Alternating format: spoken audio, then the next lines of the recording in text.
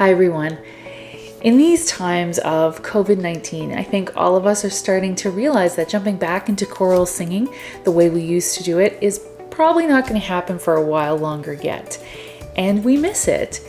So in this video, we want to put some ideas out there that can help you as a leader stay connected with your choir, help your choir stay engaged with choral music, and even do some vocal development on their own.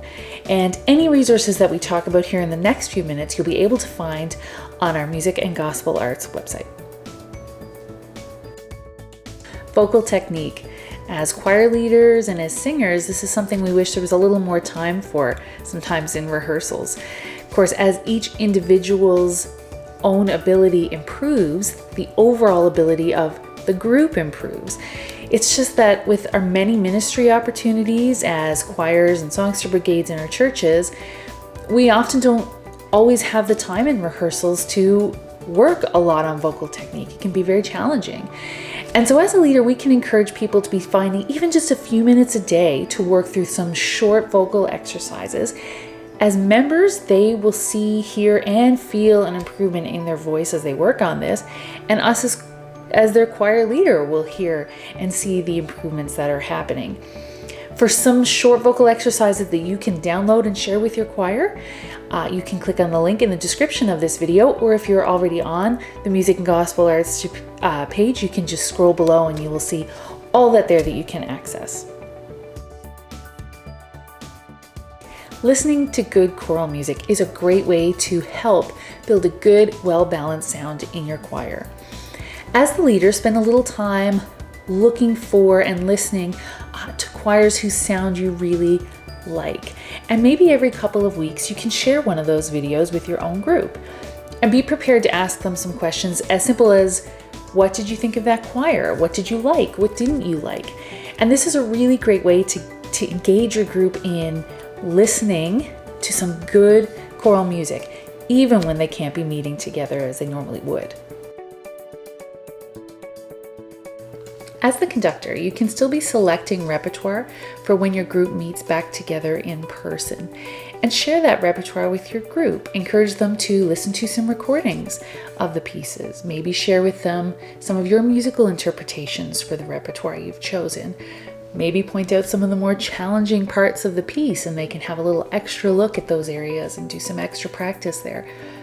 Basically, any of these things will help the group be more familiar with the rep and spend some time practicing their pieces at home. Set up online rehearsals with your group. You can use a conference call platform such as Zoom to do this, and you can come together and chat and share devotions and then work on a couple of your pieces. This is nowhere near the experience of singing together in person and hearing each other, but it does encourage the group to set aside the time to come together, to practice their parts, to hear the rep, to get familiar with the pieces, as well as keep their own voice in shape. Some groups have used this time to introduce music theory to their group. So you may have some members of your group who can't read music but have an interest in learning how to read music better. And so you can use this time to set up some calls and work through a theory program with them.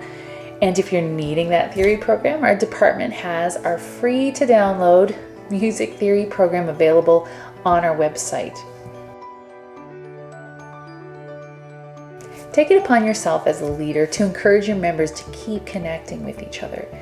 You as the leader need to be connecting with each member, but send out reminders of things that your members can do, whether it's calls or texts or maybe dropping something off to one of their fellow members, arranging some game nights over conference calls, any number of things that you can do to help your group stay united and connected with each other, even when physically we may still be apart. So these are just some thoughts to get you thinking about ways that you can stay connected with your choir and keep your choir engaged in choral music and singing. If you need more resources, this page we have included the vocal exercises and links to other things that may be of some help to you. But if there's something you need that you can't find, please reach out to us in the Music and Gospel Arts department.